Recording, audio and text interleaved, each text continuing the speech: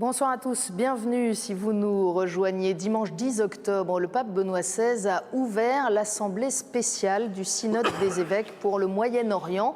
15 jours de travaux, de réflexion et de prières ensemble vont donc rassembler tous les évêques de la région, mais aussi de nombreux auditeurs et experts. Alors ce synode pour le Moyen-Orient, parlons-en avec nos invités qui nous font l'amitié et l'honneur de nous rejoindre sur ce plateau de Saint-Louis des Français. D'abord, sa béatitude, le patriarche latin de Jérusalem, Monseigneur Fouad Toual. Bonjour, Monseigneur. Bonjour à tous. Merci Bonjour. infiniment d'avoir accepté notre invitation. Avec nous également sur ce plateau, Monseigneur Paul Matar. Bonjour, Monseigneur. Bonjour, madame. Vous êtes l'archevêque maronite de Beyrouth, au Liban. Et puis avec nous également le père Samir Khalil Samir. Bonjour mon père. Bonjour Philippine. Vous êtes jésuite, égyptien, et vous êtes un des experts de ce synode et notamment l'un des grands artisans des documents préparatoires de cette assemblée. Avec nos pères les patriarches ensemble. Avec bien sûr les patriarches.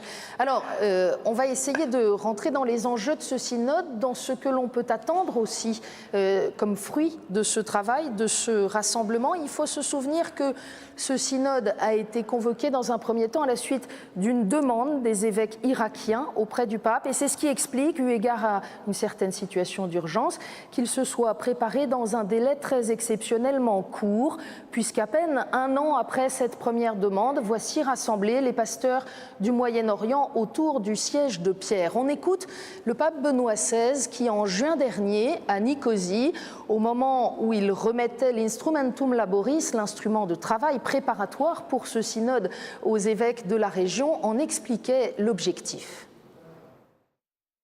L'Assemblée spéciale est une opportunité pour les chrétiens du reste du monde d'offrir un soutien spirituel et une solidarité à leurs frères et sœurs du Moyen-Orient. C'est une occasion pour mettre en relief la valeur importante de la présence et du témoignage chrétien dans les pays de la Bible, non seulement pour la communauté chrétienne à l'échelle mondiale, mais également pour vos voisins et vos concitoyens. Vous méritez la reconnaissance pour le rôle inestimable que vous remplissez. C'est mon sérieux espoir que tous vos droits soient de plus en plus respectés, y compris les droits à la liberté de culte et la liberté religieuse, et que vous ne souffrez plus jamais de discrimination d'aucune sorte. Votre béatitude, une réaction à ces propos du pape. Presque tout est dit en quelques mots des enjeux de votre assemblée. Je voulais ajouter aussi que l'idée a mûri chez le Saint-Père après sa visite chez nous en 2009, quand il a vu la situation difficile, dramatique que nous vivons en Terre Sainte, quand il a vu les divisions entre nos chrétiens, quand il a senti les conséquences de ces conflits entre Israéliens et Palestiniens.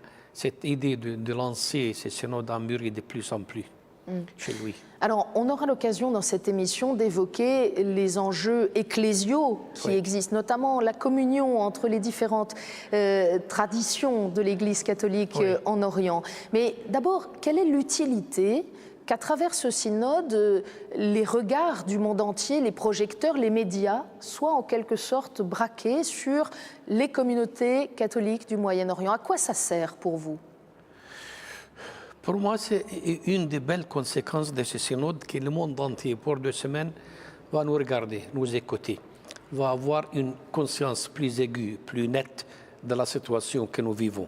Tout le monde entier, avoir conscience de cette petite communauté chrétienne qui est restée en Terre Sainte. Et de là, ils peuvent prendre des décisions ou ne pas prendre des décisions. Mais je pense après ce synode, après avoir pris conscience, personne ne peut rester indifférent à ce que nous vivons, à ce que nous souhaitons, et pour nous et pour les autres. Ça veut dire que le regard extérieur, la conscience que peut avoir le monde de votre situation, de votre existence déjà, sont importants pour votre maintien dans ces territoires? Absolument. De là, si le monde nous regarde, si le monde est conscient de nous, de notre présence, de nos problèmes, de nos joies, de nos aspirations, nous avons la certitude que cette petite communauté chrétienne n'est pas abandonnée, n'est pas seule, mais nous sommes partie intégrante, soit de l'Église universelle catholique, soit de cette communauté internationale dont nous faisons une partie intégrante. Alors c'est vrai que dans le monde latin occidental, les églises catholiques du Moyen-Orient sont souvent mal connues. Elles sont souvent aussi méconnues profondément dans leur histoire, dans leur légitimité, j'allais dire, à être là où elles se trouvent dans les différents territoires. Monseigneur Mattard, vous qui êtes d'une de ces traditions d'Orient, puisque vous êtes maronite. Je peux dire que nous sommes connus en France, peut-être plus qu'ailleurs, en tant que maronites et orientaux, mais il faut dire aussi que avant le Concile Vatican II, toute l'Église catholique occidentale ignorait un petit peu, ou un peu beaucoup parfois, la valeur, l'existence des Églises orientales. Et je découvre maintenant avec ce synode que c'est une nouvelle redécouverte. Et heureusement, il faut dire que ce synode n'est pas un synode de l'Église d'Orient, c'est un synode de l'Église catholique du monde entier pour l'Orient.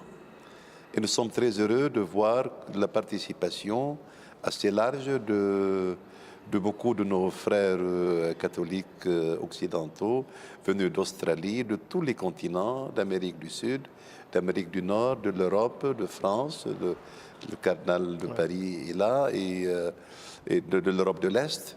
Donc, il y a une ouverture de ce synode à la catholicité, et c'est très important qu'il y ait une nouvelle découverte, non pas de l'existence, mais du sens aussi de la présence des églises orientales. Et deuxièmement, ce qui est intéressant et important, c'est que, comme a dit sa béatitude, nos partenaires musulmans nous entendent, parce que nous vivons avec eux.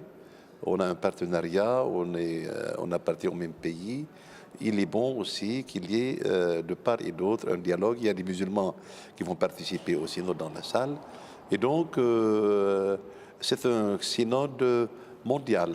Il n'est pas uniquement pour nous, et c'est un synode qui va avoir une répercussion sur l'ensemble de la catholicité. Père Samir, précisément, cette diversité, elle fait partie de la réalité catholique dans la région. Je crois que c'est très important ce dernier point. Non seulement nous vivons avec les musulmans, mais nous sommes réellement frères de culture, d'histoire. Et en un sens, si on peut parler au monde avec eux et en leur nom, c'est aussi notre mission. Avec eux, comme nous sommes la plupart des églises orientales, nous représentons aussi toute l'orthodoxie qui, par notre voix, a un message au monde. J'étais au deuxième Kirchentag à Munich, invité, et on avait mis avec moi un grec orthodoxe qui parlait du synode. Et on m'avait demandé de présenter au mois de mai dernier. Et il a dit, pour nous, ce synode est très important. Parce que, à travers nos frères catholiques, ce sont les mêmes problèmes, les mêmes questions que nous nous posons. Et ensemble, nous allons peut-être faire un pas. Mais je dirais de même avec les musulmans. Nous ne sommes pas l'un contre l'autre. Nous sommes vraiment dans la même barque, chrétiens, musulmans, juifs, aussi en Terre Sainte, pour sortir de l'impasse dans laquelle on se trouve. Quand même, ça fait 60 ans que le Moyen-Orient est coincé, qu'on passe de guerre en guerre, même si on n'est pas directement impliqué, mais toute l'économie, toute la politique, nos révolutions, tout dérive de cette situation. Il faut vraiment qu'on fasse un pas vers la paix. En ce sens, le monde entier est directement concerné, non seulement parce que c'est le berceau du christianisme, et ça c'est fondamental, mais parce que malheureusement, c'est aussi le berceau de beaucoup de problèmes aujourd'hui qu'on ne veut pas prendre à la source. Et il est temps qu'on les affronte sérieusement. Père Samir, on aura l'occasion de revenir sur la question de la montée de l'islam radical et sur le rôle de passeurs de paix, de pont entre les communautés que les chrétiens jouent souvent dans la région. Mais j'aimerais que vous nous disiez un mot, vous qui avez participé activement à la préparation de ce synode, sur l'impact de cette diversité précisément. Comment est-ce qu'on prépare un synode avec, au fond, cette tradition, cette communauté qui ont leur histoire propre pour arriver à la même réflexion? Alors, en fait, c'était très simple. On a juste eu trois week-ends, pourrait-on dire. C'est très peu pour préparer. Au début, pour mettre ensemble les grandes lignes, il y avait les 7 patriarches. Et c'est là qu'on voyait qu'il n'y a vraiment pas de différence, puisqu'on ne parle pas de rite, mais on parle d'une situation. Et puis, on a développé ce premier schéma en tenant compte, en le distribuant partout, en Orient. On a eu beaucoup de retours. Il y a eu quelques 300 pages qui sont arrivées en 4 langues différentes de tout le Moyen-Orient, mais aussi de toutes les migrations et de tous ceux qui se sentaient concernés. On a essayé d'intégrer tout ce qui était possible pour refaire une nouvelle mouture assez différente de la première, selon les critiques, les suggestions, rajoutées, retranchées. Et il y avait un accord parfait, je crois que sa béatitude peut nous le dire, et pour aboutir à ce document de travail que, quand on l'a fini, il n'y avait presque aucune différence entre le texte qu'on a remis et le texte qui a été imprimé, c'est-à-dire que ça reflétait vraiment et la situation et la pensée de nos églises. Oui. Il y avait ces conseils synodales composés des patriarches et de nos experts en même temps, et que nous avons remis en question toutes les questions, tous les thèmes là. Ça nous a aidé que nous avons la distribution de thèmes à nos paroisses, à nos congrégations religieuses. Si je parle de Terre Sainte, nous avons une centaine. Ils ont pris ça à cœur, ils ont répondu bien à cœur. Qu'est-ce qu'ils pensent, qu'est-ce qu'ils attendent. Et on a mis ça à la fin ensemble, on a travaillé et nous sommes arrivés à l'instrumentum, à l'instrumentum laboris. À la fin, je pense que nous étions tous d'accord sur le même thème. Alors très concrètement, puisque ce synode a désormais ouvert, un synode, comment ça marche? C'est Frédéric Jakovlev qui nous l'explique.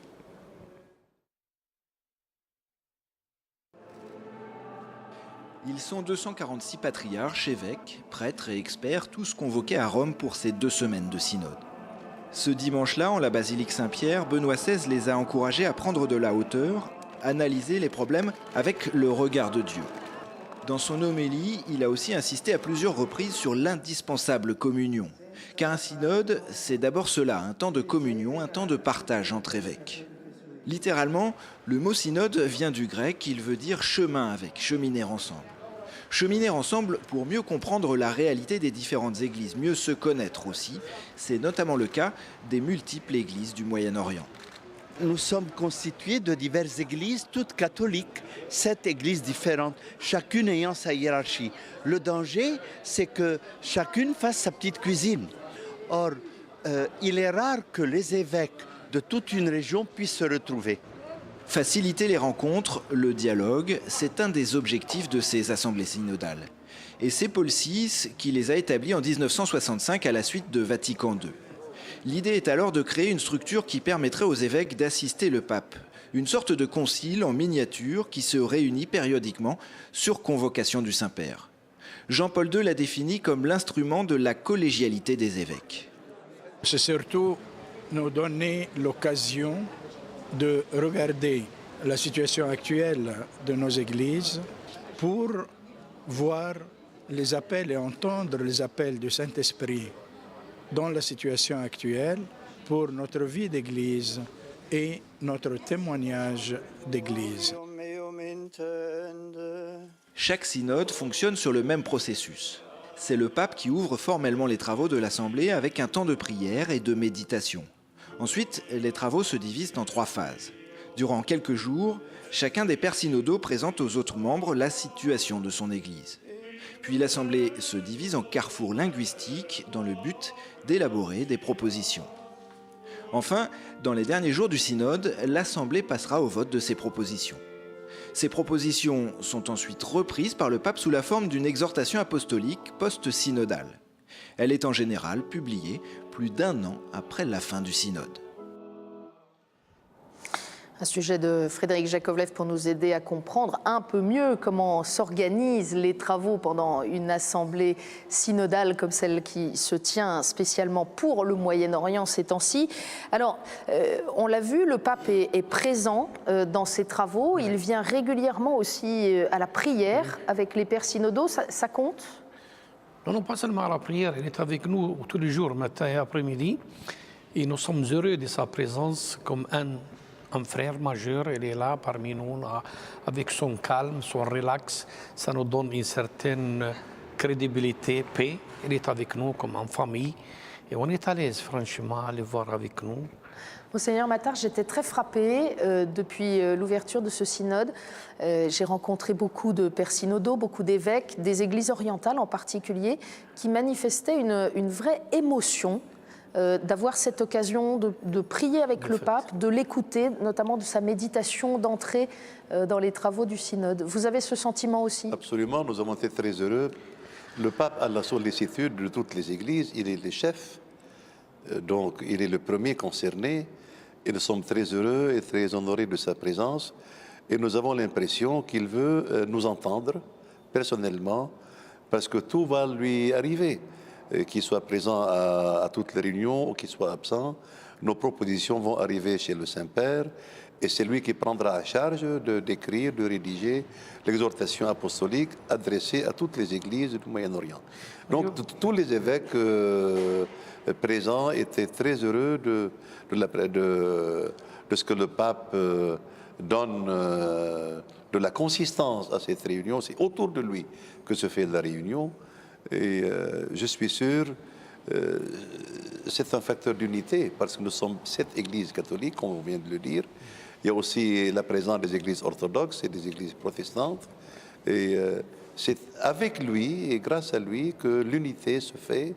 Et évidemment aussi grâce aux interventions où nous nous écoutons les uns les autres avec émotion parce que 160 évêques et patriarches et cardinaux, chacun donne un éclairage particulier. C'est vraiment une leçon pour nous tous de coopération qui nous fait comprendre ce qu'il faut faire et la vérité.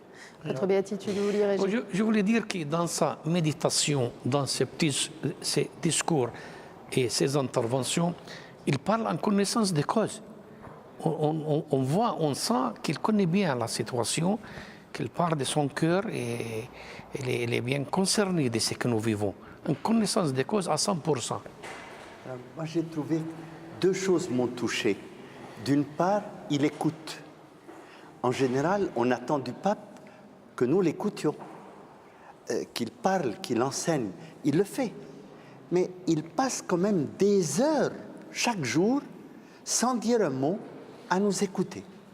Et ça, c'est quand même essentiel pour le pasteur qui doit ensuite renvoyer ce qu'il a écouté sous forme d'un document. Mais l'autre chose aussi, il a commencé par une méditation improvisée, comme le disait sa béatitude, qui n'est pas en l'air. Et il n'aurait pas fait la même méditation pour le synode de l'Afrique, sur le même texte. Il a cette capacité de vivre avec et de renvoyer à partir de l'écriture, toujours, comme son sermon de dimanche, une merveille de finesse théologique, politique, mais commentant l'écriture. La base de tout, c'est l'écriture. Il n'est que le porte-parole de cette parole qui est le Christ. Et ça, on peut le vivre très fort avec lui. Mais alors, comment s'établit l'équilibre ? Parce qu'on rappelait dans le reportage que nous avons vu que le synode, c'est aussi un instrument, en quelque sorte, pour aider le pape à gouverner. Et donc, comment s'établit ? Qui dirige les travaux, d'une certaine manière ? Est-ce que c'est lui ou est-ce que ce sont les pasteurs locaux ? Non, c'est pas lui qui les dirige. Il y a le secrétaire, ça tourne. mais lui, il est le récepteur qui capte et qui va intérioriser, et puis viendra l'instrumentus laboris, l'exhortation apostolique, qui est le fruit de toute notre réflexion revue, remise dans le cadre de l'Église universelle. Avec cette difficulté que souvent ce sont des textes qui mettent longtemps notamment à être traduits, puisqu'on peut rappeler aux téléspectateurs que nous attendons toujours l'exhortation apostolique post-synodale du synode sur la parole de Dieu il y a 2 ans et du synode pour l'Afrique de l'année dernière. Donc après, il faut aussi non seulement la rédaction du texte, mais sa traduction exacte, non seulement dans les termes, mais dans les intentions, qui soient, pour que ce soit publié dans toutes les langues en même temps. Je voudrais qu'on revienne, puisque votre béatitude soulignait qu'on a, même si les délais étaient très brefs, on a interrogé les communautés locales, on les a saisies de cette préparation du synode, des problèmes, des thèmes, des souhaits, des sources de joie aussi qu'ils souhaitaient faire partager à cette assemblée. Je voudrais qu'on vienne avec un petit exemple aux attentes liées à ce synode dans la communauté chrétienne. En particulier, je vous propose d'écouter l'école des frères de Bethléem. Ce sont les professeurs qui réagissent. Nos questions sont concrètes car elles partent de situations que nous vivons tous les jours. Comment, dans une situation politique aussi difficile, pouvons-nous mieux éduquer nos enfants? Par rapport à l'école et à la famille, très souvent, il n'y a pas de lien entre ce que propose l'école, entre la formation chrétienne et ce qu'ils trouvent en dehors de l'école. C'est à la fois la mère et le professeur qui parlent. Je traite les enfants de l'école comme les miens, je veux leur bien. Je dois dire que la discussion sur le synode nous pousse à avancer, à réfléchir aussi au conflit bien sûr, mais à avancer. Ici, à Bethléem, dans la réalité que nous vivons, j'encourage mes élèves à vivre avec tout le monde, à ne pas se soucier des différences religieuses ou des différences sociales. Je suis sûre qu'unis, ils peuvent affronter chaque difficulté. C'est un moment important, une occasion pour consoler et encourager les chrétiens qui luttent pour vivre ici, pour élever leurs enfants, pour rester et être fidèles au message du Christ malgré toutes nos difficultés. Béatitude, une réaction sur ces attentes des professeurs? Il y a beaucoup d'attentes, d'autant plus que nous sommes en ces conflits, comme disait le Père Samir, depuis 62 ans. Beaucoup d'attentes parce qu'on est presque désespérés, mais nous n'avons pas le droit d'être désespérés, ni le droit d'être fatigués. Et 62 ans en conflit, ça veut dire que tous les moyens que nous avons utilisés peut-être n'étaient pas les bons. 62 ans en conflit sans trouver une solution, ça veut dire peut-être qu'il n'y a pas une bonne volonté pour arriver à une solution. Alors les gens sont fatigués. Et quand ils sont trop fatigués à penser au passé, au présent, à l'avenir, quand ils ne voient pas de solution, l'unique solution qu'ils prennent, c'est l'option pour émigrer. Et c'est catastrophique pour moi, pour nous, pour l'Église universelle, pour les musulmans eux-mêmes, pour les juifs eux-mêmes. L'absence de la communauté chrétienne de Terre Sainte, c'est une catastrophe. La Terre Sainte ne sera pas Terre Sainte. Alors, expliquez-nous, Béatitude, pardon, je vous interromps, mais expliquez-nous, on comprend bien que ce soit une catastrophe pour le monde chrétien, que ce soit inenvisageable que les communautés disparaissent de cette région qui a vu naître le christianisme, mais expliquez-nous en quoi ce serait un drame pour les juifs ou pour les musulmans? Un grand drame. Premièrement, notre présence est un signe d'un pluralisme indispensable. Notre présence, nous sommes un élément de tolérance, un élément d'équilibre entre deux peuples en conflit. Nous pouvons faire ces ponts, ces bridges entre ces... Nous avons tout ce qu'il faut avec les Juifs. Nous avons la Bible, nous avons Jésus, nous avons l'Évangile. Et avec les peuples palestiniens, nous sommes arabes plus que les Arabes. Nous sommes là le premier avant l'arrivée de l'islam. Nous avons la même approche, la même langue, tradition, mentalité, manière de faire parmi les Arabes. Nous pouvons en soi faire un petit pont pour faire venir cette collaboration, cette paix entre les deux peuples qui sont en conflit.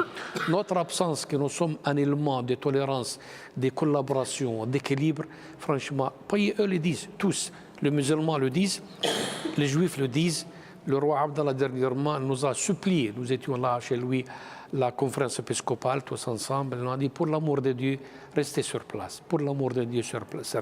Mais moi je comprends un père de famille qui, après tant d'années, en pensant au passé, au présent, à l'avenir, on n'y a aucun avenir pour lui, pour ses enfants. Je comprends qu'il opte pour émigrer, pour laisser la Terre Sainte. Nous faisons notre possible pour leur dire que notre présence, ça y est, c'est marqué dans l'instrument, que notre présence en Terre Sainte n'est pas une présence quelconque, c'est une mission, c'est une vocation. Il n'y a pas une vocation dans le monde qui ne comporte pas de sacrifice, de croix.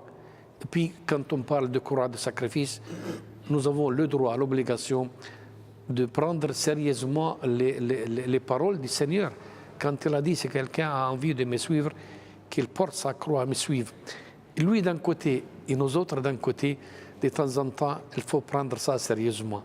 Quand il dit porter la croix, et c'est à nous de porter notre croix et de rester, et malgré tout. On comprend bien cette situation des chrétiens entre l'État d'Israël et le monde musulman qui peuvent servir de pont. Est-ce qu'à l'intérieur du monde musulman, est-ce que dans d'autres pays, ils peuvent aussi être des éléments importants de la paix sociale, du dialogue social, Père Samir? Prenons le cas du Liban. Le Liban est un pays arabe. Il n'est pas un pays musulman, il n'est pas un pays chrétien, il est tous les deux. Or, ce n'est pas un hasard si c'est le pays que presque tous les autres pays regardent comme un modèle qui n'est pas parfait, mais qui relativement est un modèle où vous avez, par principe, 64 parlementaires chrétiens, 64 musulmans, bien qu'on sache que la proportion des chrétiens est tombée, qui ne représente plus la moitié, que toute décision se prend ensemble, que les universités, que vous avez des universités catholiques et chrétiennes et d'autres musulmanes, et que les musulmans viennent au moins à 30% dans les universités catholiques, que les écoles catholiques ont une grande proportion de musulmans et très peu vice-versa. C'est-à-dire, s'il y a une démocratie, si les auteurs qui veulent publier, les penseurs du monde musulman, d'Arabie saoudite, d'Égypte, d'Afrique du Nord, où est-ce qu'ils préfèrent publier? Au Liban. C'est actuellement ce petit pays qui est le plus petit et le plus grand producteur de livres. Pas en tant qu'auteur, que producteur, parce qu'il y a une liberté. Ça, je crois que les musulmans le disent, le savent et le disent, c'est grâce aux chrétiens qui apportent une autre approche, qui est moins totalitaire, qui est différente, où le principe de la liberté est fondamental. Le pape a souligné dès le départ et à chaque occasion la liberté de conscience.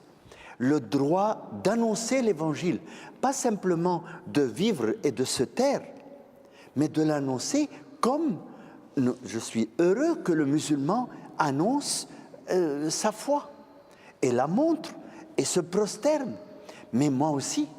Alors, cette atmosphère, quand on va au Liban, moi qui viens d'Égypte, on sent immédiatement la différence dans le public, dans la rue, dans les conversations, dans tout. Ce n'est pas un hasard si le 25 mars a été choisi l'an dernier, opté par le Parlement pour dire cette fête de l'Annonciation désormais sera fête nationale pour bien marquer que musulmans et chrétiens, ensemble, nous avons la foi.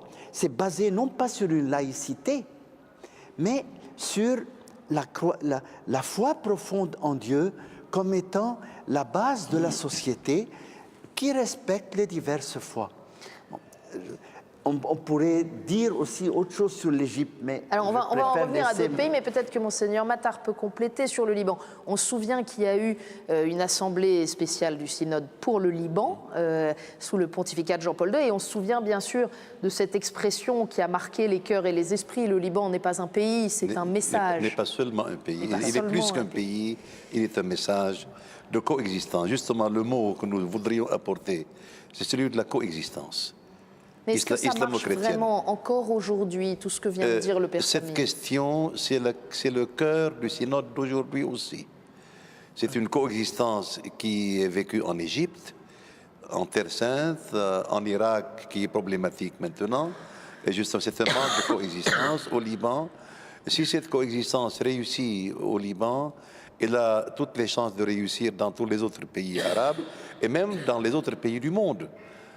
Est-ce que l'islam et le christianisme peuvent-ils faire une seule nation, un seul pays? Et je crois que ceci est très important. Alors les chrétiens, comment ils affrontent cela? Avec beaucoup d'espérance, mais parfois avec de l'inquiétude. Et je ne vous cache pas, vu le grand nombre, vu les difficultés de la guerre, vu cette interminable question palestinienne qui traîne en longueur et qui n'est pas résolue, vu les affrontements de la vie, les chrétiens ont le choix entre trois possibilités maintenant. Soit vivre isolés, comme de petites réserves indiennes, chacun dans son pays, et ne pas avoir une mission particulière, sinon survivre. Et deuxième possibilité, de quitter et tenter sa chance ailleurs, en Occident, ou il y a la troisième voie à laquelle nous croyons et nous donnons notre aval, c'est celui de notre intégration dans le monde arabe sur condition d'égalité, de liberté pour tous, et que chacun ait une contribution à apporter au bien de tout le pays, et non pas que les chrétiens pensent à leur avenir seuls, que les musulmans pensent à leur avenir tout seuls, mais que nous essayons d'avoir un destin commun. Voilà l'enjeu du synode, à mon avis, et ce que nous espérons. Nous espérons que les chrétiens redeviennent ce qu'ils ont toujours été pendant l'histoire, des facteurs de culture, des facteurs de présence et de progrès pour tous les pays arabes où ils participent, où ils vivent. Mais, Monseigneur, vous avez le sentiment, vous qui êtes archevêque de Beyrouth, vous avez le sentiment qu'au-delà des équilibres institutionnels qui ont été trouvés au Liban, mais qui peuvent toujours être rediscutés dans l'avenir, au-delà de ces équilibres, ce mélange, cette appartenance incontestable des chrétiens à la nature même du Liban, c'est quelque chose pour vous de réel, d'intangible et qui est compris par tout le monde? Absolument, absolument. Et je peux vous assurer, parce que ceci est basé sur un phénomène de la géographie. L'État libanais a peut-être ses manquements, il est critiqué, mais la société en tant que telle est une société de coexistence. Dans le même village, vous trouvez des chrétiens et des musulmans, des chrétiens et des sunnites, des chrétiens et des chiites, des chrétiens et des druzes. Donc, il y a au niveau du peuple une véritable osmose des uns et des autres, dans le respect des religions, bien sûr. Nous ne demandons pas à un musulman de devenir chrétien, ou même dans nos écoles, nous prêchons l'évangile, mais c'est tout à fait librement que les musulmans écoutent. Je crois que notre société donne beaucoup de courage et d'espérance pour l'avenir. Alors, Monseigneur Matar paraît très serein sur la situation libanaise. Il y a peut-être d'autres pays, d'autres régions où les situations sont plus difficiles. Père Samir, on le disait au début de cette émission, vous êtes égyptien. En Égypte, la vie des chrétiens n'est pas aussi facile que... C'est plus dur. D'abord parce que la proportion, l'Égypte a le plus grand nombre de chrétiens du Moyen-Orient. 10 millions de chrétiens, ou 8 millions, ou ce que c'est. Mais la proportion est de 10%. Et puis, la tradition copte est plus un peu de se protéger. L'idée un peu du ghetto pour résister. Elle s'est moins impliquée, elle a moins risqué dans la société politique. Aussi parce qu'on ne lui donnait pas sa place et elle ne la prenait pas. Tout ce que nous désirons, c'est d'être tous des citoyens. Et rien que ça. Et créer ensemble cette société. Mais en Égypte, par exemple, c'est dur. Parce que c'est de là qu'est né le mouvement des frères musulmans qui est à l'origine de cette mouvance que certains appellent le renouveau de l'islam, mais qui est en fait un recul, qui est un islam agressif, dont les musulmans sont les premiers à souffrir, et non par ricochet. Alors, en fait, ce qu'on veut dire, c'est que ensemble, nous, on peut vous aider. Je voudrais reprendre l'exemple qu'a cité Monseigneur Matar. Au Liban, il n'y a pas un village sunnite chiite seulement, ou druze chiite. Là où il y a deux communautés musulmanes ensemble, il y a un troisième, qui est le chrétien. C'est-à-dire le chrétien, c'est sociologique, ça a été étudié dans une thèse, le chrétien fait toujours le lien. Et c'est ceci qui est notre vocation, mais aussi de dire, bon, nous sommes simplement citoyens de chacun de nos pays, nous avons le même idéal, peut-être nous avons quelque chose de plus, peut-être parce qu'on est une minorité, parce qu'on est d'Orient et d'Occident, par notre foi chrétienne, on a beaucoup d'ouverture à l'Occident. Tout cela fait qu'on est des passeurs, on est des intermédiaires, et ça aide, et tout le monde le veut. Mais on est dans une phase qui n'est pas normale, qui est une phase dure de la part de certains qui l'imposent aux autres musulmans et aux chrétiens. Vous disiez, on est d'Orient et d'Occident, c'est intéressant et pour nous Français peut-être même un peu surprenant de voir réapparaître dans ce travail du synode l'expression de laïcité positive comme étant non pas un programme mais plutôt une aspiration, disons, c'est-à-dire comment les pays de cette région pourraient-ils parvenir à une vision de la laïcité qui serait... Mais une laïcité pas du tout comme on l'entend en France. Une laïcité religieuse, c'est-à-dire une neutralité positive. Nous parlons en arabe, on ne dit pas laïcité. Nous disons mashrou' madani ou bien... État civil. Oui. On veut une société ouverte, qui ne soit pas d'une religion à l'islam, au particulière. judaïsme, au chrétien, à l'athée. Ouvert à tous. Ouvert à tous. Oui.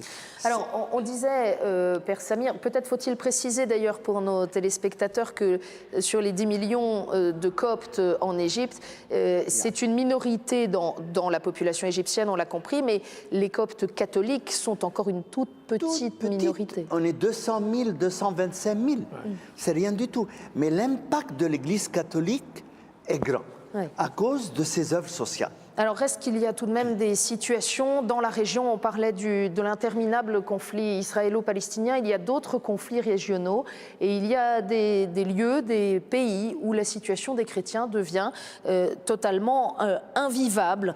Je vous propose d'entendre le témoignage d'un Irakien recueilli par Louis-Marie Soubrier. هو ضربنا تقريبا احنا مرتين بالبيت واكثر من مره احنا ضرب بيتنا اكثر من مره ومرتين. Notre maison a été la cible d'attentats plusieurs fois. ففلتنا احنا تقريبا سنه احنا من رجعنا البيت. صار بيتنا تقريبا متروك نرجع بين فتره وفتره عليه. Nous avons quitté notre domicile. فبعدين فتحت المشروبات رجعنا احنا نداول كان عندي مخزن مشروبات انا جيت اشتغل به. فهم صارت مرت الاخ فسنه 3-4 من اشتغلت رجعت مرت الاخ الامور ساءت رجع الجيش المهدي بدايته. Par la suite, la situation s'est améliorée, donc on est retourné à la maison. J'ai commencé à travailler dans un débit de boissons alcoolisées pendant 3-4 mois, et là des milices chiites nous ont menacés de nouveau. Ensuite, le débit de boissons où je travaillais a été soufflé par une bombe. بعدين مباشرة بعد انضرب محلي وتفجر ظلت 3 أيام عندي دمشي انخطفت. Et 3 jours plus tard, j'ai été kidnappé. بعدين انخطفت تقريبا ظلت 3 أيام تعذبت عذاب كثير يعني عذاب ديني. Et durant les 3 jours de mon kidnapping, j'ai été torturé. بعرف مسدس على راسي كل مرة يطلقوه يعني تهديدي مثلا كانوا يستفزوني. En me mettant toujours un revolver sur la tête et me demandant de me convertir. وبعد الاستفزازات وهذا يعني حاول يعني أهلي والعصابة يتفقون وهذول الإرهابيين بعدين انطوا مبلغ تقريبا $30,000. Mes parents ont réussi à négocier avec les ravisseurs la somme et j'ai été libéré en payant la rançon de $30,000. Un témoignage poignant. Monseigneur Toile, j'y repensais, loin de moi l'idée de vous provoquer, mais c'est vrai que nous, avec nos bonnes consciences occidentales, on dit assez facilement, mais il faut qu'ils restent sur place. Est-ce que dans des situations comme celle que connaît l'Irak aujourd'hui, on peut dire il faut qu'ils restent sur place en voyant ce qu'ils affrontent? Nous ne disons pas il faut, on souhaite qu'il reste sur place et bien qu'il paie un prix très cher. C'est le martyr. Nous avons dit plus souvent dans nos interventions que l'église au Moyen-Orient, l'église en Terre Sainte, est une église du calvaire. Et l'église du calvaire, ça veut dire le prix est cher. Suivant le maître, si aucun disciple n'est plus grand que son maître avant nous, il est tombé avant nous, il a souffert avant nous, il est mort avant nous. Quelquefois, on arrive quelquefois à cet extrême où même le martyr est demandé de nos chrétiens. Ce n'est pas facile, ce n'est pas donné à tous, mais j'aimerais que l'Occident ait conscience de ce que nous vivons, qu'il nous aide autant que possible à rester sur place, par sa solidarité, par ses prières, par ses encouragements, être à nos côtés dans tous les sens.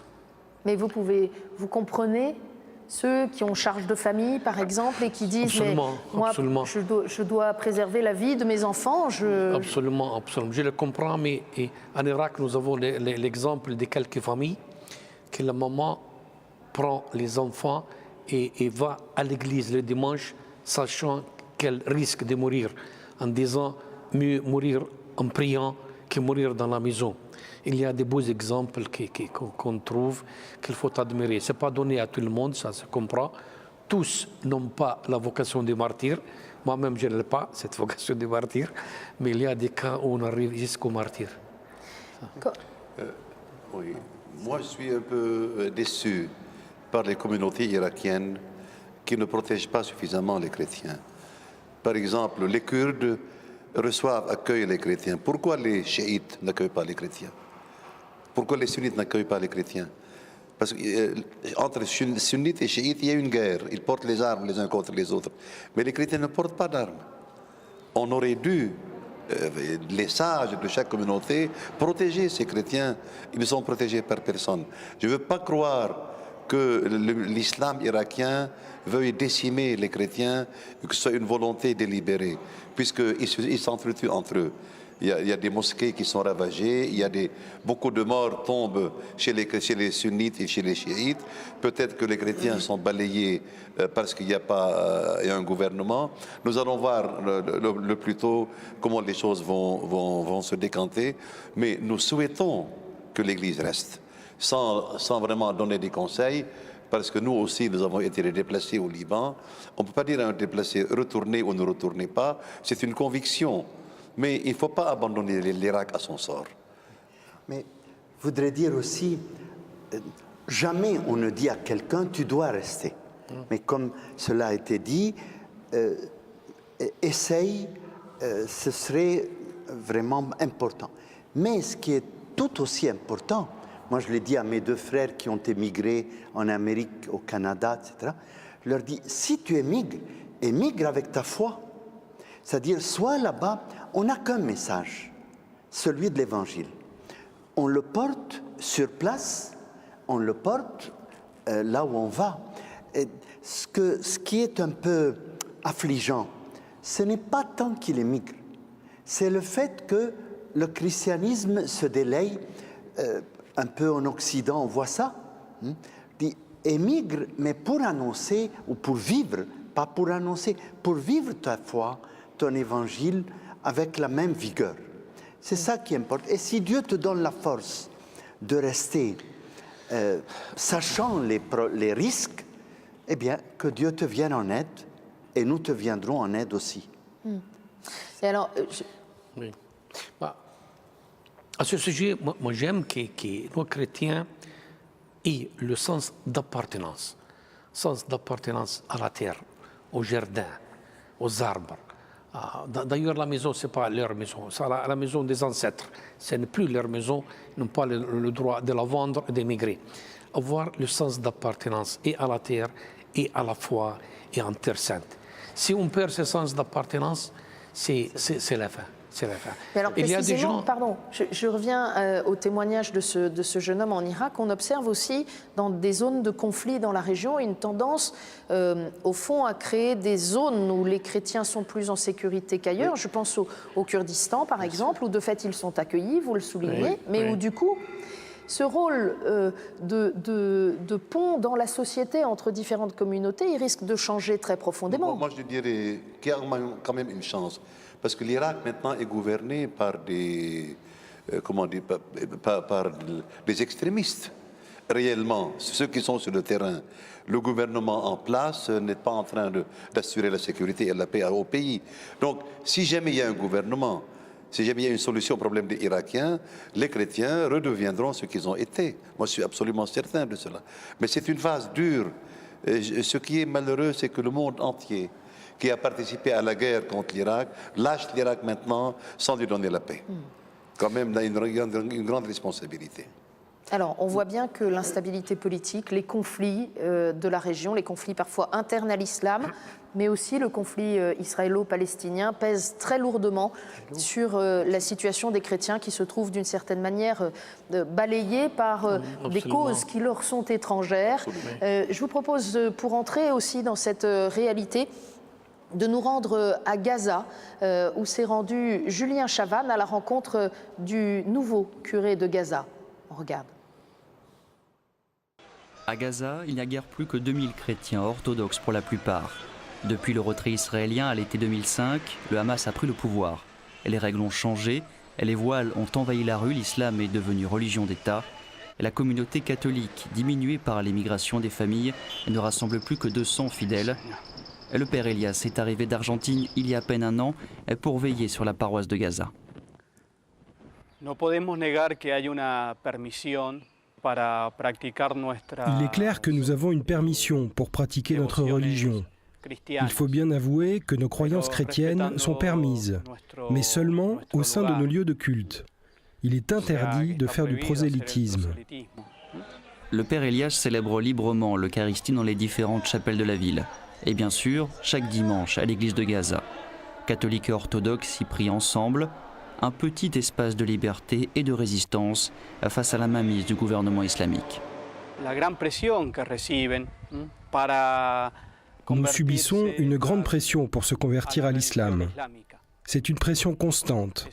Par exemple, les magasins appartenant à des familles chrétiennes sont régulièrement menacés de fermeture et certains ont déjà baissé le rideau.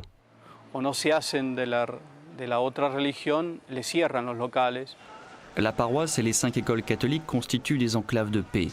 Les catholiques ne sont peut-être qu'une poignée sur le 1,5 million de Gazaouis, mais une minorité très active, notamment dans le domaine de l'éducation. La plus grande école catholique de la ville rassemble 1200 élèves, à 90% musulmans. Ici à Gaza, c'est difficile pour les filles de pratiquer un sport et de parler avec des garçons. Ici à la paroisse, ça ne pose pas de problème. Parmi ces jeunes filles, Sally commence ses études à l'université publique Al-Azhar de Gaza. À 17 ans, elle affronte les insultes dans la rue à cause de ses cheveux découverts. L'horizon bouché, le blocus économique, elle n'entame pas son sourire ni ses rêves. Quand j'aurai fini mes études, j'espère me marier, avoir une famille qui sera catholique comme moi. J'espère que la prochaine génération aura plus de chances de réussir. Croire en Dieu m'aide à tenir ici. Fouad, le père de Sally, est au chômage depuis plusieurs mois, comme la moitié des Gazaouis. Petit boulot dans le bâtiment, dans les cultures d'orange, il a tout essayé. À 54 ans, c'est un homme cassé. Demeure la fierté et l'espoir qu'il porte pour ses 7 enfants. Chacun espère un avenir meilleur pour ses enfants. Nous ne voyons aucun futur ici pour nos enfants. Beaucoup de jeunes finissent leurs études et ne trouvent pas de travail, même s'ils ont des diplômes d'ingénieurs ou d'enseignants. Le courage, Fouad le trouve auprès des siens et auprès de Dieu. Mais il sait bien au fond de lui que l'avenir des chrétiens est menacé à Gaza. Les baptêmes et les mariages sont rares, 2 ou 3 par an, parfois aucun. Malgré la vie quotidienne précaire, le manque d'eau, les coupures d'électricité, la pression du Hamas, Et les chrétiens veulent témoigner d'un vivre ensemble, à l'image d'Esther, la mère de famille. Il n'y a pas de différence entre chrétiens et musulmans ici. Nous sommes comme une seule et même famille et nous arrivons à vivre ensemble. Fouad et sa famille sont chez eux, à Gaza, et ils comptent bien y rester, comme un témoignage de paix et de justice. Voilà un reportage de notre confrère Julien Chavannes. Alors, je vous voyais très attentifs tous les trois pendant ce reportage. Père Samir, vous vouliez réagir? Oui. Déjà réagir à... analysons le cas de cet Irakien.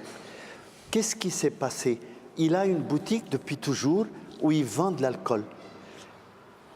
C'est là qu'on voit qu'est-ce que c'est que la montée du radicalisme islamique. C'est qu'on dit, c'est interdit par la charia, donc on te l'interdit dorénavant. À la fille qui ne peut pas marcher sans voile, même si elle l'a toujours fait, on dit, ça c'est contre l'islam. C'est-à-dire, il y a un projet. Et ça, c'est nouveau. Ça, c'est nouveau. Cette montée de ça a l'islam quelques décennies, 2 décennies, 3 décennies, mais ça augmente. Et c'est ça qui étouffe. C'est que quand les gens disaient, répétaient, il n'y a pas d'avenir, ma fille mustaqbal. C'est-à-dire, bon, moi je tiens le coup, mes enfants, qu'est-ce qui va se passer? De voir en Égypte, c'est devenu impossible aux jeunes filles chrétiennes d'aller sans voile. Parce qu'on les insulte avec de gros mots. On dit aux parents, mais vous n'avez pas honte, vos filles, c'est des... Enfin, ceci ou cela. Bon, cette atmosphère, il n'y a pas que ce détail. C'est un ensemble. On veut islamiser la société. Mais ce n'est pas le but des musulmans. Ce n'est pas ce qu'ils veulent. Mais ils n'osent pas tenir tête parce que... Mais c'est qui on veut alors? C'est une petite partie des musulmans? C'est de 15 à 20%.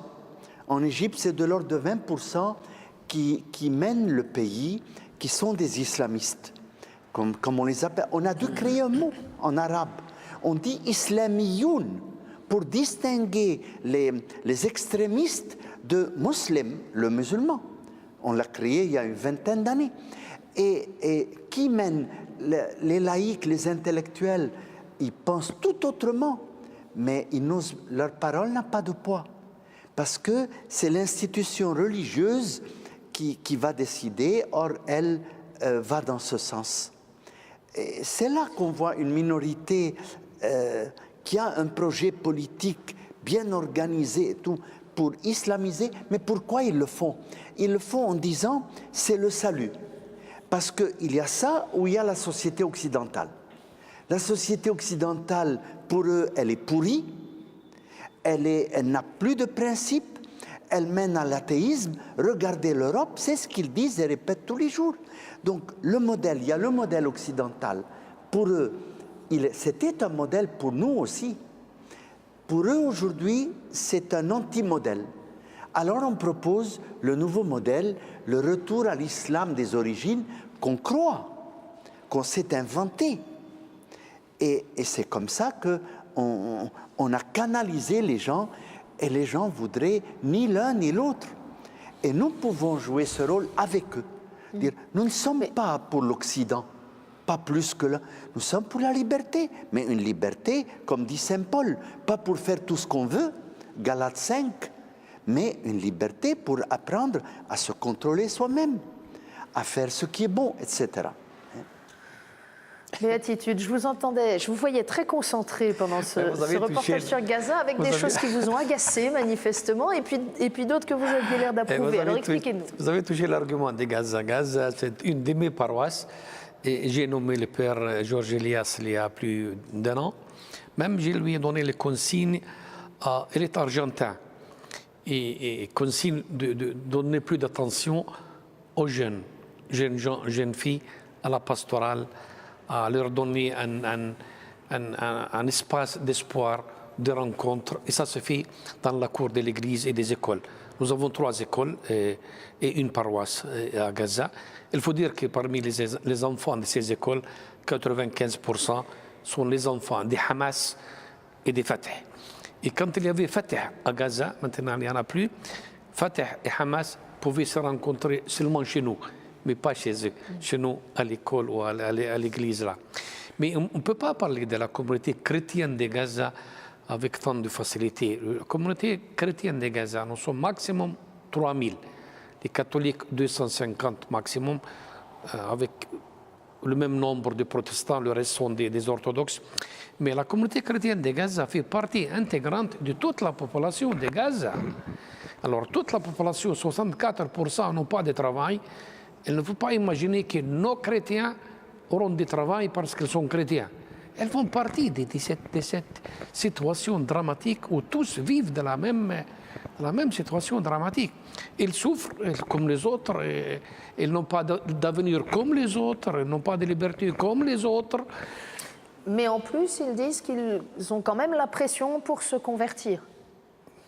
Non, mais même quand ils se convertissent, leur situation ne sera pas meilleure. Tous souffrent de faim, tous souffrent de manque de liberté. Inutile. Non, mais c'est ce que disait le père Samir. Les jeunes filles, elles témoignent quand même qu'on voit qu'elles ne sont pas musulmanes, puisqu'elles ne sont pas voilées, elles ne sont pas vêtues de la même manière. Oui, et qu'aujourd'hui, à Gaza, c'est difficile. Il y a difficile, absolument difficile. Je n'ai jamais dit que c'est facile, là. Mais pensant à la guerre de Gaza, pensant aux bombes qui sont tombées sur les habitants de Gaza, je ne pense pas qu'une bombe va demander qui est chrétien, qui est musulman. Tous ont souffert là. La liberté de sortir de Gaza, personne n'est là. Et moi, j'ai peur que nous autres, nous tombons dans la tentation de l'anormal devient normal.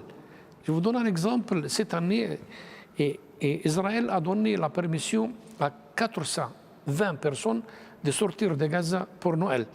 Alors pour nous, c'était une fête, parce que l'an dernier, ils ont permis seulement à 300.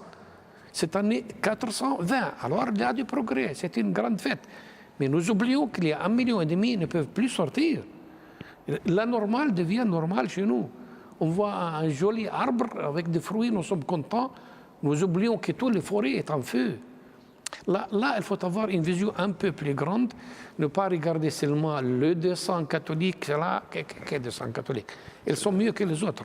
Nous allons les voir chaque 2 semaines, nous allons les voir chaque 2 semaines. Et pas mal d'organisations internationales vont les voir chaque mois. Elles sont beaucoup mieux que les autres. Mais là, il faut avoir respirer avec les poumons de l'Église universelle et que notre charité n'ait pas de limites, ni aux chrétiens, ni aux musulmans, ni aux gens de Gaza, et voir que la situation n'est pas normale, ni pour les musulmans, ni pour les chrétiens. Donc là, on comprend cette question des tunnels, avec des centaines de tunnels là, où rentrent toutes les vivres, tout. Et aussi les armes. Certainement, les armes. Pourquoi pas? Pourquoi? S'ils veulent se défendre. Et armes, pourquoi pas? Si les autres ont des bombes, pourquoi ceux-ci ne doivent pas avoir leurs armes? Et armes, et vivres, et eau, et tout. C'est une situation anormale. Dans une situation anormale, n'attendez pas des gens d'avoir des étiquettes normales et une conduite normale, une réaction normale. Non, dommage. Si je vous entends bien. Je voudrais quand même ajouter quelque chose. C'est vrai que les chrétiens de Gaza souffrent.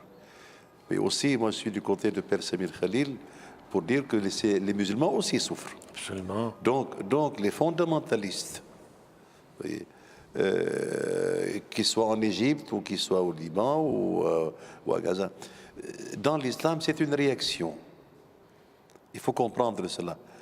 Et si la grande majorité de l'islam n'est pas fondamentaliste, et s'il y a une minorité, c'est qu'ils réagissent contre quelque chose.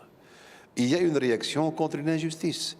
Le Hamas, c'est le Palestinien qui désespère d'une solution qui n'est pas encore venue depuis 60 ans. D'autres disent, bon, on va essayer, mais il y a certaines personnes qui disent, il n'y a pas moyen. Donc, il faut, pour en venir à bout du fondamentalisme, il faut creuser et voir comment résoudre ce problème. Et là, une responsabilité internationale et occidentale. Nous nous braquons sur Gaza, sur ces pauvres gens. Mais ça, c'est une résultante. C'est pas quelque chose comme un choix de leur part. C'est absolument une réaction. Donc, le problème se pose ainsi. Qui va résoudre et comment on va résoudre le problème palestinien pour que ces pauvres gens Imaginez cette poche de Gaza où on est interdit de sortir, et c'est absolument inhumain. Ça rend, imaginez en France, si par exemple une région est encerclée, on ne peut pas sortir. Mais ça rend fou, ça. Alors toutes ces réactions sont des réactions déraisonnables. On ne va pas les juger à partir de là. Il faut voir comment ils en sont arrivés à ce point. Non, je me demande qui a créé des révolutionnaires, des fondamentalistes, des fous. Mais dans cette situation, prenez une ville en France, encerclée pendant 4 ans, où ils n'ont pas le droit de sortir ni d'entrer. Mais nous créons nous-mêmes des radicalistes et des fous. Si je vous entends bien, béatitude, ça veut dire que la résolution politique de la situation, la justice sociale, sont des conditions pour diminuer, pour normaliser le fondamentalisme islamiste. Absolument. On ne combat pas le fondamentalisme avec des armes. C'est une réaction idéologique. Alors dire, il y a là-bas des méchants, on va les bombarder plus fort, on a la preuve que ça n'a rien donné que du pire. Que ce soit en Afghanistan, que ce soit en Palestine, ou que ce soit ailleurs, un peu partout. Et pourquoi ils font ça? Ils font, comme ça a été dit, c'est un acte de désespoir. On n'a plus rien à perdre. Qu'est-ce que peut perdre un Palestinien encore? Sa maison, il l'a perdue. Ses terrains, il a perdu. Son honneur, il est perdu. Il est considéré comme terroriste dès sa naissance, etc. Il n'a rien à perdre. On tente, c'est la dernière chance, je tire au hasard. C'est fou, c'est bête, parce qu'il remplit sa situation. Mais on ne peut pas lui demander autre chose. Enfin, on ne peut rien demander. C'est à nous à dire, bon, on te propose une autre porte d'issue. Or, on a là l'issue. Elle est connue, elle est répétée 1000 fois. Pour le moment, il n'y a pas d'autre issue que deux États avec une frontière sûre. Mais si on n'arrive pas à obtenir, pas la frontière, si encore on avait une frontière, mais qu'ils arrêtent d'envahir le pays. C'est-à-dire le moratoire... C'est Israël. Dans ce cas. Hein? Dans d'autres cas, ça peut être l'inverse. Mais dans le cas précis, quand je vois que je ne peux même pas obtenir le droit d'être chez moi et de m'auto-gouverner, et que le monde est là en silence, eh bien, on dit, le monde entier, c'est des salauds. Ils sont tous, à commencer par les plus forts, ils sont tous en train de soutenir le plus puissant. Donc, je tape au hasard. Et si je peux taper le plus fort, en l'occurrence les États-Unis, bon, au moins, on a l'impression que ça nous redonne notre honneur. C'est faux, c'est bête. Mais on en est là. Il faut qu'on vous comprenne bien, Père Samir, parce qu'on peut avoir l'impression que vous justifiez quand même un raidissement. Mais on essaie de comprendre, vous voyez, on essaie de comprendre. On se met à la place d'eux. Qui justifie le terrorisme? Mais on essaie de comprendre comment un processus... C'est comme quand on examine une maladie. Comment une maladie se propage? Il y a un milieu, il y a une préparation prochaine, lointaine, et ceci est très important pour trouver un remède. Voilà. Je me demande si nous sommes pour la paix, nous sommes pour la paix et la paix pour tous. Si nous voulons créer une culture de paix, est-ce qu'on est en train de semer ce qu'il faut semer pour avoir une culture de paix? Pour avoir dans 15 ans, 20 ans, nos enfants palestiniens et nos enfants juifs jouer ensemble. Qu'est-ce qu'on est en train de faire? Est-ce qu'on construit une culture de paix avec cette manière de faire? Avec ces prisons à ciel ouvert? C'est la demande là. Et la demande est palestinienne aux juifs et à la communauté internationale.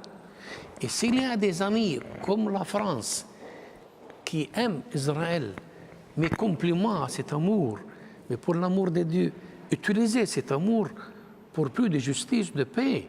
Nous sommes pour l'amour, nous sommes pour l'amitié, nous sommes pour la collaboration. Mais utiliser cet amour, cette amitié pour plus de justice. Une maman qui aime son fils doit avoir le courage de dire à son fils ce qui est mal, ce qui est bien, pour l'éduquer un peu à être plus mûr, un bon citoyen. Si nous aimons l'un ou l'autre, soit les Palestiniens, soit Israël, mais complément, je préfère l'amour à la haine. Mais utilisons cet amour, cette amitié, ayons le courage de pour dire, écoute, ça ne va pas pour toi, pour tes enfants, pour ton avenir, il faut changer de manière de faire. Et alors, il y a des expériences pas très loin géographiquement de là où on vient de voir, comme à Gaza, où les situations sont encore très tendues. On a du mal à voir une solution et on a l'impression, dès qu'on avance d'un pas, de reculer de 2 pas dans les processus politiques. Vous évoquiez tous tout à l'heure cette innovation tout de même au Liban autour du 25 mars. Fête de l'Annonciation, décrétée comme une fête pour tous les Libanais. Alors, une fête nationale. Il se trouve que des étudiants de la FACO se trouvaient pour KTO au Liban, à Beyrouth, le 25 mars dernier. Je propose qu'on regarde quelques images de cette fête et puis qu'on écoute ensuite le témoignage de plusieurs Libanais. Regardez.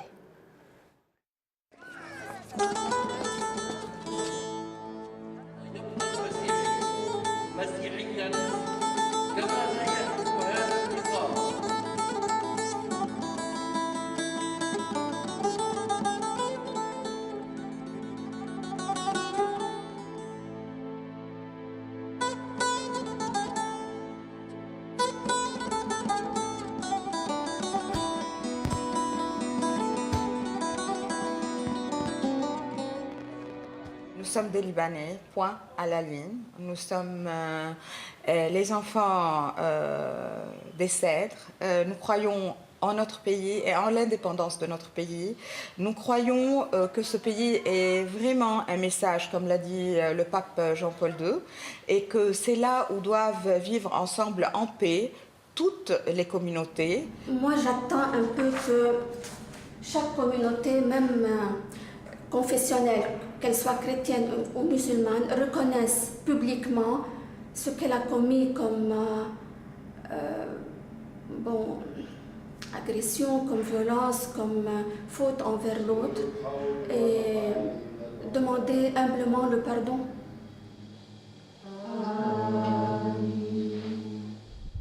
Je crois que les chrétiens ont de nouveau à redécouvrir cette vocation, en général, mais spécialement en Orient, la montée du fondamentalisme musulman dans cette région, mais aussi la montée du fondamentalisme sioniste rend que ce chrétien, il est fragilisé, il se sent un peu menacé, il a peur, soit on fait des fuites en avant et donc on voyage, soit on fait des fuites en arrière, donc on se referme, on devient des ghettos dans nos sociétés.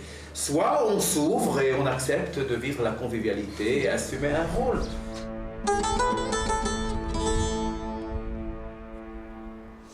Monseigneur Toile, au fond, c'est ça aussi l'enjeu de ce synode, c'est recréer un souffle d'espérance. C'est possible, les chrétiens ont une vocation particulière dans ces pays. Nous avons une belle vocation dans ce pays, être pont entre tout le monde. Heureusement, nous ne sommes pas seuls sur ce terrain. Sur place, nous avons une centaine d'associations juives et palestiniennes, et mixtes, et locales, internationales, qui luttent pour plus de collaboration, de dialogue, de paix, grâce à Dieu. Nous avons sur place conseil des institutions interreligieuses où il y a tous les chefs religieux, juifs, musulmans, chrétiens. Et nous nous rencontrons chaque 2-3 mois pour voir qu'est-ce que nous pouvons, nous, chefs religieux, comment influencer nos fidèles pour cette culture de paix dont j'ai parlé. Il y a des initiatives belles, grâce à Dieu. Le voyage du Saint-Père, le 30 discours du Saint-Père, c'était pour nous rappeler notre mission de faiseur de paix, et amant de paix, amant de cette terre sainte. Le problème, c'est toujours Jérusalem. Jérusalem, mon diocèse, c'est la ville la plus belle du monde. C'est la ville la plus compliquée du monde.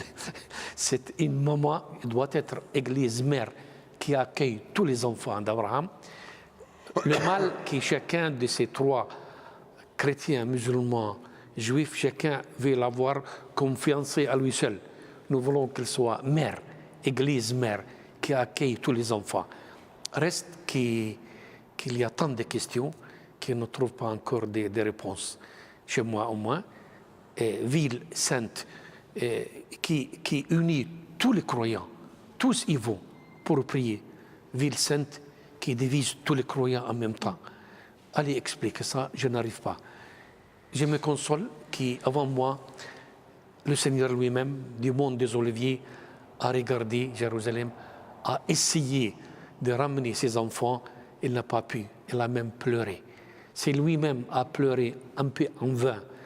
Je me console que si je n'arrive pas à mettre la paix dedans, si j'arrive de temps en temps à être humilié parce que je suis incapable d'arrêter cette machine de violence, cette machine d'injustice, on revient à l'Évangile pour dire c'est lui qui est notre paix, c'est lui qui a dit je vous donne ma paix que le monde ne peut pas donner, que les murs ne peuvent pas donner, que l'option militaire n'arrive pas à donner. Nous avons sa paix qui est une sérénité intérieure que nous essayons de communiquer à tout le monde.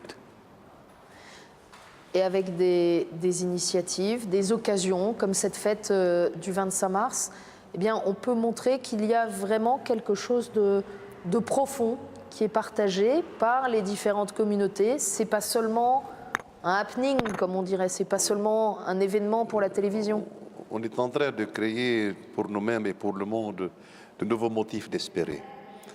Je vais vous dire, les chrétiens et les musulmans, ça fait 3 milliards dans le monde. S'ils ne peuvent pas coexister dans une région, dans des pays où ils parlent la même langue, ils sont de la même population, ça signifie qu'ils ne peuvent vivre nulle part. Par conséquent, la coexistence au Moyen-Orient des musulmans et des chrétiens commande la paix ou le bon ou le mauvais avenir du monde tout entier. Et c'est dans ce sens-là que ce que nous cherchons dans ce synode, ce n'est pas une solution à nos petits problèmes à nous, bien qu'ils soient importants, mais une solution au problème du monde aussi, à une civilisation, de la rencontre avec autrui, à la capacité de vivre ensemble. Père Sami. Je crois que c'est vraiment cela qu'on cherche, construire ensemble une cité pour tous. C'est ce que littéralement propose le synode, le document Instrumentum Laboris. Mais ensemble, c'est le mot-clé. Ensemble avec les juifs, les musulmans, les chrétiens, les agnostiques, les athées, personne ne peut être exclu. Et c'est là qu'il y a un pas à faire, de la part de chacun. Dire, je peux le faire seul, peut-être que je gagnerai plus, mais demain, je me mordrai les doigts, parce que j'aurais fait mon petit truc à moi. Il vaut mieux faire moins, mais faire ensemble. Et nous avons des idéaux communs. Musulmans, juifs et chrétiens, on a la foi en Dieu. C'est énorme. Ça veut dire dans les valeurs, qu'on l'appelle les 10 commandements, que les musulmans l'appellent le Coran, que nous disions les béatitudes, le sermon sur la montagne, on a des valeurs communes et d'autres qui sont moins communes, mais qui pourraient le devenir. Il s'agit d'étendre ces valeurs, de les reconnaître et de dire voilà pourquoi on lutte. Pas pour la victoire des chrétiens ou des musulmans ou des juifs. Et ce qu'a dit le Saint-Père dimanche dans son homélie, il a intégré un paragraphe sur la terre. Et c'est pas par hasard, pour dire, et il l'a mis entre guillemets dans le texte, pour dire cette terre que chacun défend en disant c'est notre terre, la terre de nos aïeux, c'est la terre promise. Il a dit la réponse c'est cette terre, elle n'est pas sur terre. Cette terre promise, c'est la Jérusalem céleste en d'autres termes. C'est ce que dans la liturgie nous essayons de dire. Je crois que c'est ça qu'il faut accepter. Ce n'est pas un projet pour qui va l'emporter. Nous voulons vivre ensemble.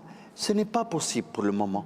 Vivons à côté l'un de l'autre jusqu'au jour où nous serons assez capables de vivre ensemble et de faire cette terre promise parce qu'il y a l'amour et le partage qui est à la base. Alors le pape, dans son homélie dimanche précisément, a aussi voulu souligner que ce synode, ce rassemblement de tous les évêques de la région, a également, bien sûr, des objectifs internes à l'Église. C'est aussi un temps de rassemblement des pasteurs pour prier ensemble, pour réfléchir ensemble aux questions pastorales auxquelles ils sont confrontés. On écoute Benoît XVI.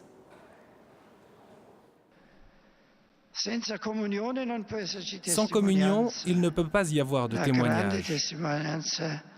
Le grand témoignage est précisément la vie de la communion. Jésus le dit clairement.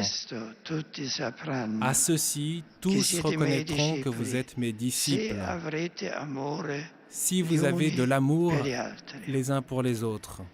Cette communion est la vie même de Dieu qui se communique dans l'Esprit Saint par Jésus-Christ.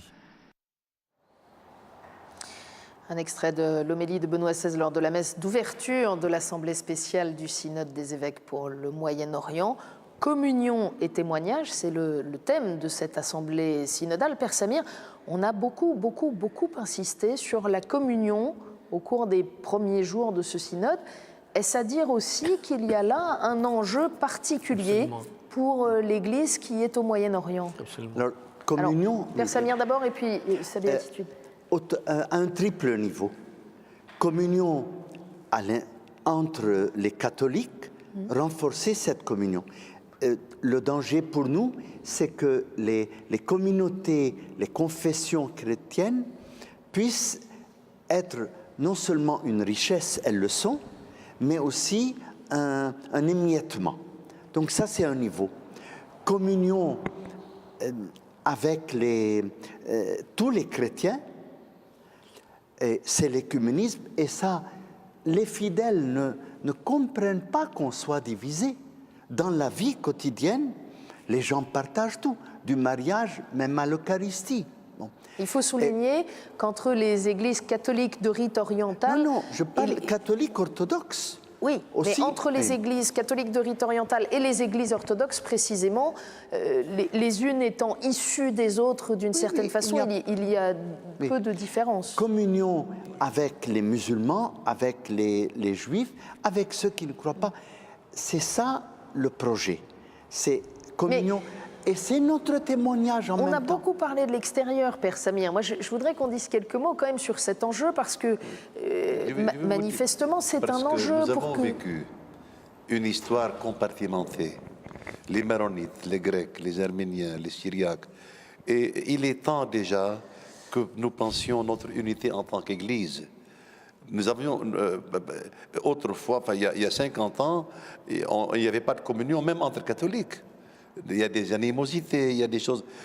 Si maintenant nous affrontons un nouveau destin au Moyen-Orient, il faut absolument que les chrétiens eux-mêmes sentent qu'ils sont une communauté, une communion.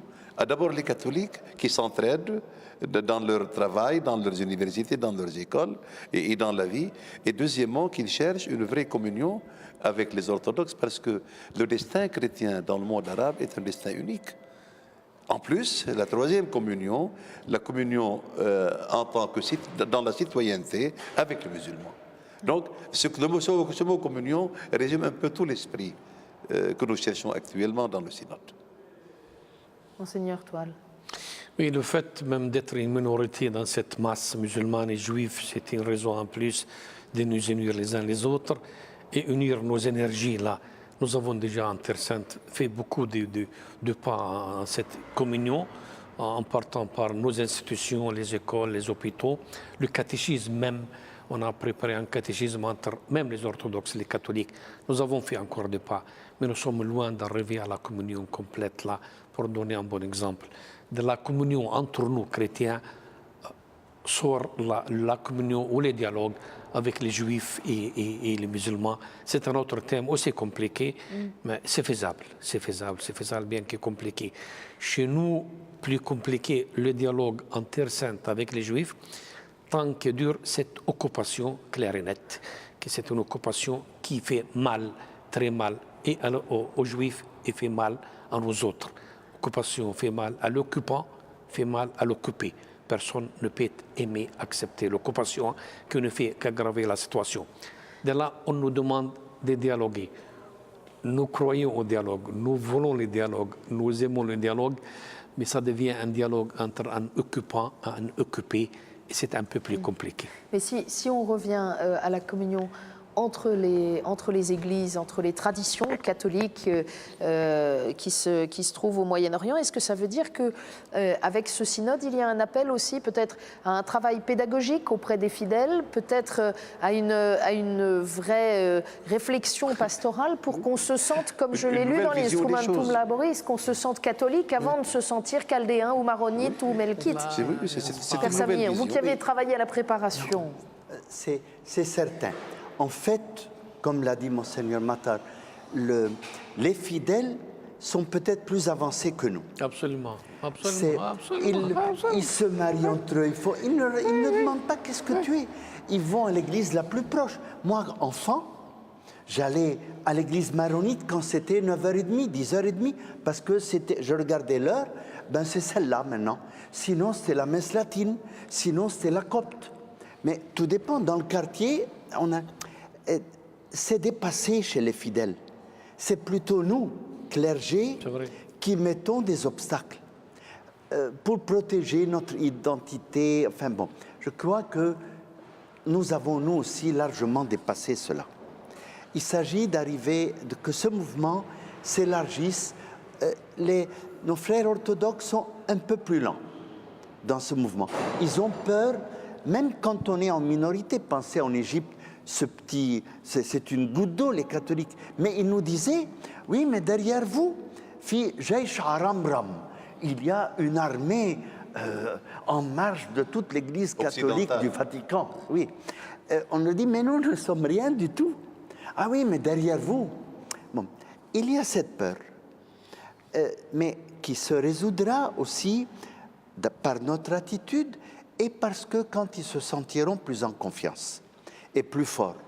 Et maintenant, ils veulent, enfin tout le monde. Bon, il faut dépasser ça. Et nous sommes sur la voie, mais ce n'est pas facile. En ce moment, le Conseil œcuménique des Églises du Proche-Orient est en pleine crise. Mais vraiment, crise très forte. Ça ne s'est pas passé depuis 20 ans. Parce que quand on s'affaiblit, on a tendance à vouloir se protéger. Il y a des intérêts, il y a des peurs. Parce qu'on est humain aussi, parce qu'il peut y avoir des erreurs de tir. Alors, il nous reste quelques minutes. Moi, je voudrais pas, on a parlé beaucoup des difficultés que vous partagez avec les singularités de chaque pays, de chaque lieu. On a parlé beaucoup des enjeux de ce synode, de la réalité de la situation dont il faut prendre conscience. Je voudrais que vous nous disiez quand même quelques mots sur la réalité aussi de ces églises, parce que on a bien l'écho de la difficulté de la situation. Mais on ne peut pas oublier, Monseigneur Toile, on vous a vu poser la première pierre d'une université catholique devant les caméras de télévision du monde entier pendant la visite du pape. Oui. Ça veut donc dire qu'il y a une demande pour cette université catholique. Vous avez aussi un séminaire qui, je crois, n'est pas vide. Archi plein, grâce à Dieu. Non, je n'oublie pas que nous avons des éléments positifs grâce à Dieu. Tout n'est pas dramatique, il y a des bons signes, de beaux signes, et locaux et internationaux. L'université, comme nos écoles qui sont ouvertes à tout le monde, deviennent un lieu de dialogue, de rencontres, de culture. Nous sommes pour ça et nous fonçons. Nous demandons à la communauté internationale. Donc cette église, elle est vivante, ça n'est pas un musée, vivante, l'église dynamique, catholique en Terre Sainte. Peut-être là à cause des difficultés qu'on est vivant, parce qu'on se défend, on autodéfense, on fonce, on ne s'arrête pas. Il ne faut pas avoir peur. Puis nous ne sommes pas seuls, grâce à Dieu. Il y a le Saint-Père qui est venu 3 fois nous visiter. Il y a la communauté internationale dans tous les camps. Musulmans, juifs, chrétiens, il y a de bonne volonté. Il faut foncer. Il ne faut pas s'arrêter. Monseigneur Matar. Moi, je voudrais vous dire, je suis archevêque du diocèse de Beyrouth, la ville et l'environnement. Nous avons perdu pendant la guerre ou vu endommager 75 églises. On en a rebâti 73 déjà, par la force du peuple et par sa croyance. Nous bâtissons de nouvelles églises et de nouvelles paroisses aussi. J'ai érigé 2 nouvelles paroisses. Nous avons créé une nouvelle université. L'église est vivante. Évidemment, il y a des interrogations sur l'avenir. Il y a des inquiétudes. Mais à côté de cela, il y a beaucoup de gens qui croient, qui continuent à vivre et qui veulent rester dans cette terre. Donc, c'est de quoi nous donner à nous, pasteurs, du courage et de la foi. Père Samir, malgré ces difficultés? Je fais la même expérience. Je suis curé de paroisse en Allemagne tous les étés. Bon, il faut chercher les filles. En semaine, quand on réunit 6 ou 7 personnes. En semaine à Beyrouth, tous les soirs, il y a plusieurs messes, mais la messe du soir où je vais, il y a 75 personnes. Et c'est plus petit. Au Caire, identique. Les églises orthodoxes sont pleines. Les étrangers qui viennent, ils sont tout étonnés, qui viennent au Liban, qui viennent où que ce soit. Alors, on ne peut pas, là, sur ce point, se plaindre, même si on se plaint parce que c'était peut-être mieux il y a 10 ans, j'en sais rien. Il y a la foi. Et peut-être que la difficulté rend plus fort. On affronte. Il y a aussi ce désir maintenant de dépasser les cloisonnements. Ça se sent très fort. Nos universités se multiplient. L'université Saint-Joseph où j'enseigne, il y a 34% de musulmans. Alors que juste pendant toute la guerre et après, il a fallu encore 5 ans après, il n'y avait pas un seul musulman. Parce qu'on ne pouvait pas y accéder. Bon, c'est quand même beaucoup. Alors qu'il y a des universités d'État et des universités musulmanes.